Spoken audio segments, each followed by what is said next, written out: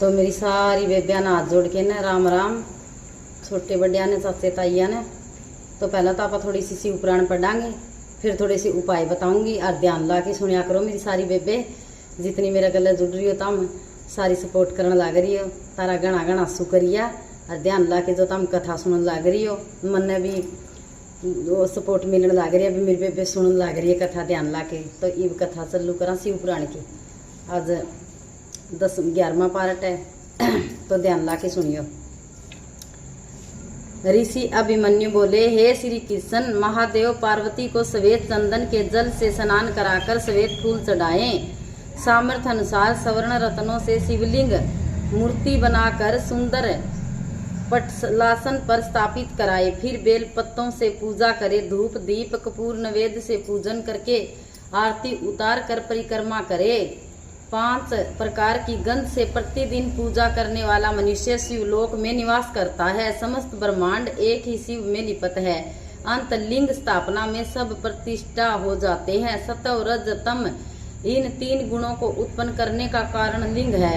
यह अनादि है, अनंत है। समस्त संसार इसी से उत्पन्न होता है।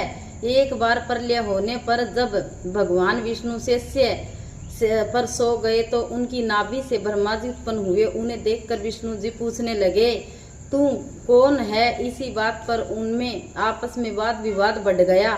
वे दोनों आपस में अपने आप को एक दूसरे से बड़ा समझने लगे।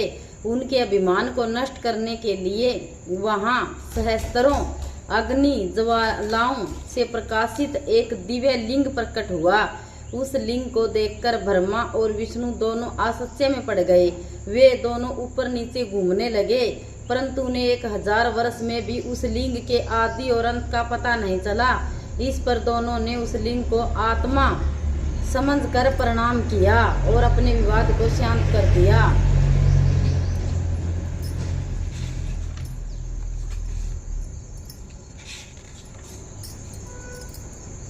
ब्रह्मा और विष्णु दोनों उस लिंग को देखकर मोहित हो गए। उन्होंने लिंग को हाथ जोड़कर प्रणाम किया और स्तुति की। महादेव प्रसन्न होकर बोले, हे ब्रह्मा जी और विष्णु जी, तुम दोनों मेरी माया से मोहित होकर आपस में अपने आप को भगवान समझने लगे। अज्ञान से तुम्हारी दृष्टि नष्ट हो गई थी। मैं लिंग रूप में तुम्हारे अभिमान को नष्ट करने के लिए प्रकट हुआ हूँ। यह मेरी ही लीला है। अब तुम दोनों अपने अपने कार्यों में संलग्न हो जाओ। यह सुनकर ब्रह्मा जी और विष्णु जी ने उन्हें प्रणाम किया तथा शिवलिंग वहां से अदृश्य हो गया। अब मनु बोले, हे श्री कृष्ण, अब मैं आपको शिवलिंग प्रतिष्ठा के विषय में बताना चाहता हूँ। शुक्ल पक्ष में किसी भी दिन अपने अनुकूल शिवलिंग को निर्माण कर लेना चाहिए। इससे पश्चात सबसे पहले गणेश जी का पूजन करें। इसके पश्चात 5 स्थानों की मूर्तियां जल द्वारा तथा पंचगव्य द्वारा पिंडों के साथ लिंग को स्नान करा दे। फिर वेदों के अनुसार पूजन करके जलाशय में ले जाकर पिंडों के साथ लिंग का अधिवासन करे। उसके बाद लिंग को वस्त्र से आच्छादित करके चौकी पर रखकर शयन कराए। वहीं पर वेद शास्त्रों का पाठ करे। जय जय का नाद करते हुए पंचकला का न्यास करे। इसके बाद देवी के साथ त्रिनेत्र भगवान की पूजा करे। इस प्रकार विधि पूर्वक प्रतिष्ठा करे तथा इसी कर्म से नित्य पूजा करनी चाहिए। तो वे इसमें क्या बताया, भी सबसे पहला तो करनी चाहिए गणेश की पूजा। कुछ भी काम करा पा, ब्याह शादी में भी पहला गणेश की पूजा करा तो भगवान गणेश की कृपा तो सारी चीज़ों में वादा होता चल। गणेश की पूजा सबसे पहला करनी चाहिए। व्रत करा तो भी शुरू में गणेश की पूजा करनी चाहिए। कुछ भी करा। अरे एक न्यू बताया भाई, शिवलिंग ने पार्वती माता भी धोला चंदन रला के पानी में उसका स्नान कराया कर दी। धोला चंदन जो है नी वो रला के स्नान कराओगे नी तो बहुत अच्छा है। सब तो अच्छा भोला बाबा धोला सफेद चंदन ने माने है। सफेद चंदन का तिलक कर देनी बहुत अच्छा हुआ है। तो इससे बहुत खुश हुआ है शिव जी। न्यू तो बाबा 1 लोटा जल सारी समस्या का हल। यह बात सही कहा है। प्रदीप मिश्रा कथा सुनावा, 1 लोटा जल सारी समस्या का हल।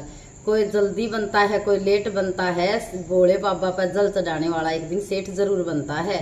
तो बेबे यह बात सही है भाई, भोले बाबा पर रोज जल चढ़ाने जरूर जाया करो। तार पर और भी कुछ नहीं लेके जाया जाए नहीं तो कम से कम 1 लोटा जल का चढ़ाया करो। जो चंदन, कोई शहद, कोई बेल पत्तर जो और नहीं चढ़ा दी ओढ़े तो ठा के बेल पत्तर वो धो के न वो चढ़ा दिया करो, कितना अच्छा है।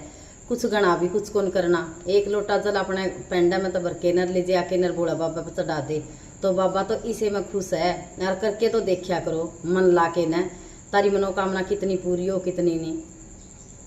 जनिता नेम ले लियो वे जमा रोज जान का, और एक यो नेम ले लियो तम 1 साल लग तो यो नेम करके देखो। जो तारे बच्चे छोटे हो बड़े हो कितने भी हो, टूटन ना दियो बीच में कोई भी कुछ हो। एक तो चाहे तो तम लान लाग जावे बेल पत्तर के नीचे दीवा, चाहे लाओ तम शिव जी का मंदिर में दीवा, चाहे लाओ तम बड़ का पेड़ नीचे पीपल का पेड़ नीचे भी कड़ियाँ भी 1 साल लग लगातार दीवा लाना चाहिए। अपने मेन गेट का आगे भी ला दियो, जो सज्जा साइड है नहीं मेन गेट का आगे भी लाने लग जाए। 1 साल लग यो नियम करके देखो, फिर न्यू देखियो भी तारी कितनी तरक्की हो है, कितना का बाबा ने दिया है।